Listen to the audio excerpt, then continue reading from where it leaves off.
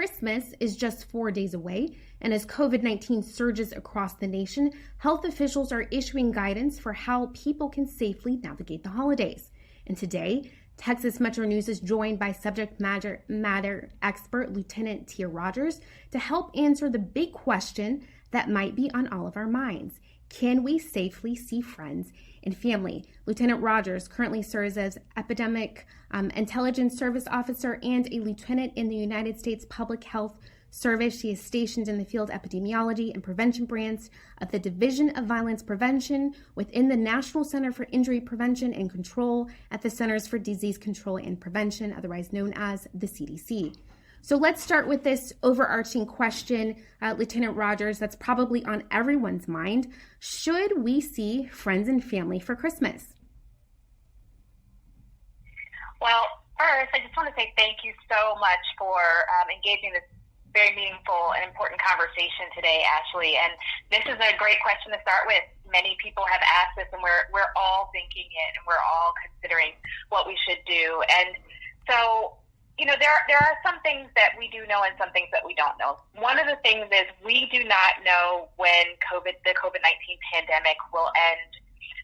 And unfortunately, we do know that cases and deaths of COVID-19 are rising all across the United States. So when we take those two things together and we consider the science that we've been able to conduct around COVID-19, we come to the conclusion, and we know that for sure the safest way to celebrate the winter holidays is to celebrate at home with the people who live with us. Mm-hmm. And that's because when we travel and when we gather with family and friends who don't live with us, that's when we actually increase our chances of getting or spreading COVID-19 or even the flu. So, however, if you do decide to gather with people who don't live with you, it's important to keep in mind that gatherings and activities held outdoors are safer than indoor gatherings, but ultimately celebrating virtually or with the people you live with is the safest choice for this winter. Mm-hmm. That's such a great point. One thing that I've heard, Lieutenant Rogers, that I think might be relevant to bring up and ask you about is folks that are still planning to see family and friends are relying on COVID testing. And so I've heard, the game plan for several people is I'm quarantining at my home and then I'm going to get tested. And as long as I'm negative on Sunday, I can pick up and go out of town. Is that a free pass to see friends and family? So one of the things to keep in mind is that the recommendation is that not everyone needs to be tested, but in general, there are 4 considerations who should get tested for COVID-19. That's number 1, people who have symptoms of COVID-19. Number 2, people who have had close contact, and that's being within 6 feet for a total of 15 minutes or more with someone with confirmed COVID-19. Mm-hmm. The other 2 groups are people who have taken part in activities that put them at higher risk for COVID-19 because they can't necessarily social distance as needed, and that's such as travel, attending large social or mass gatherings, or being in crowded indoor settings. And then finally, people who have been asked or referred to actually get testing by their healthcare provider or their local or state health department. Now, if you do get tested, you should, of course, quarantine or isolate at home while you're waiting for your test results, and then follow the advice of your healthcare provider or public health professional. Mm-hmm. Now, what you're really asking is, if you test negative, is it okay? And the answer to that question is, if you test negative, consider that you probably were not infected at the time your sample was collected. And therefore, the test result only means that you did not have COVID-19 at the time of testing. Mm-hmm. And therefore, since we know that there is an incubation period, so a period of time between which, you could have come in contact with someone who had COVID-19 and when your test for COVID-19 will indeed be able to give you a positive or a negative. So considering those things, that means, like I said, that you only that your test result only means that you did not have COVID-19 at the time of testing, and therefore you should continue to take meaning wear your mask to protect yourself and others. Watch your distance by staying at least 6 feet apart from those who don't live in the home with you, and of course, avoiding large gatherings. And then finally, that third thing that we can all do to slow the spread of COVID-19, which is washing our hands for a minimum of 20 seconds with soap and water. And if that's not available, using a hand sanitizer with at least 60% alcohol. Okay.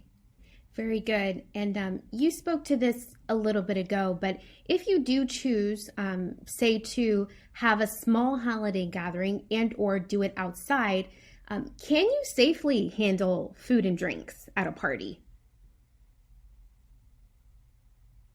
That's a question that I've gotten several times so far, and I think it's definitely a question worth asking, just like all of them.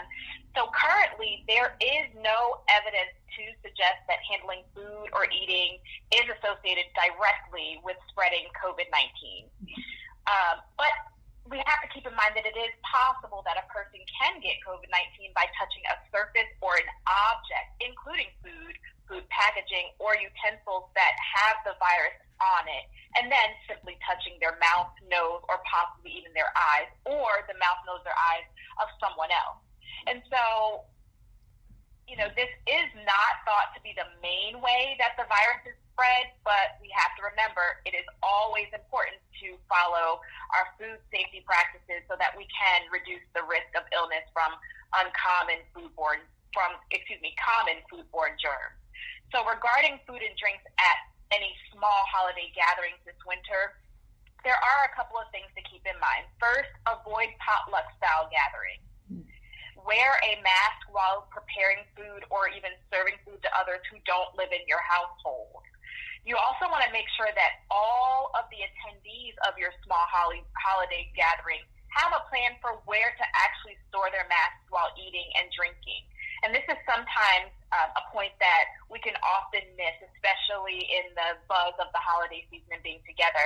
You'll want to keep your mask in a dry, breathable bag, like a paper or mesh fabric bag, so that you can keep it clean between your uses when you're following that particular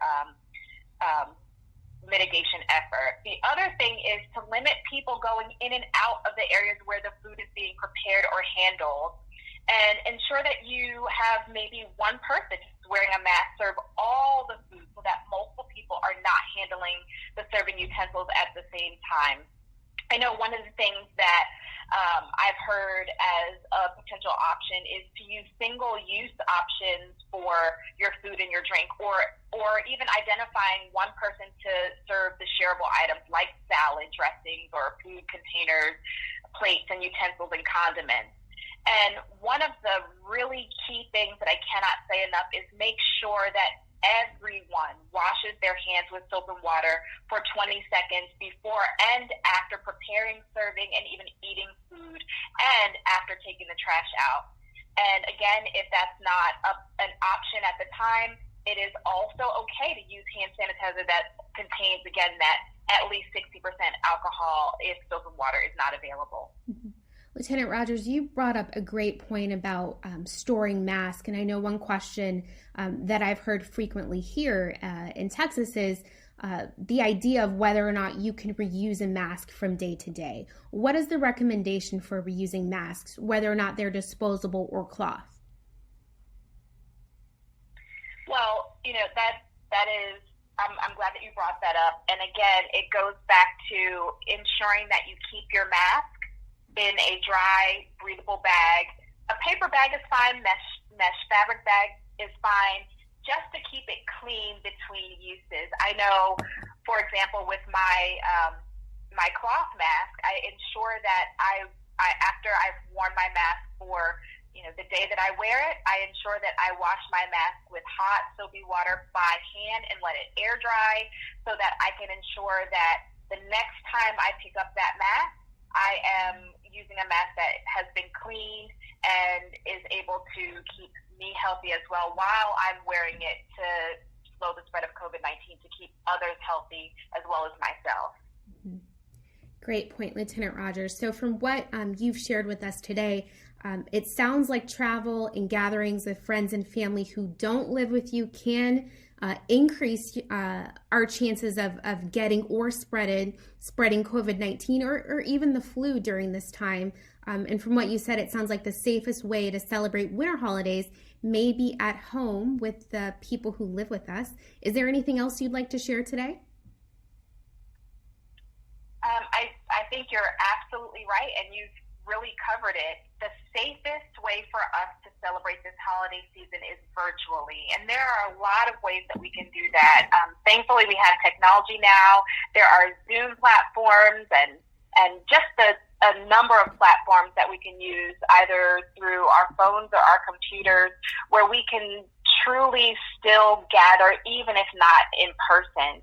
And I would just say that we understand that this is a very difficult exception and consideration to make, especially around the holiday season, when really what we need and want is to be connected to our loved ones. But not underestimating the value of doing that safely is really important. There's still so much that we can do, and I think focusing on what we can do, not just to be together, but also what we can do to keep ourselves, our loved ones, and just the general public safe is really helpful in helping us to get over the shock of not being able to gather in person like we normally do, but still being able to spread holiday cheer this winter season.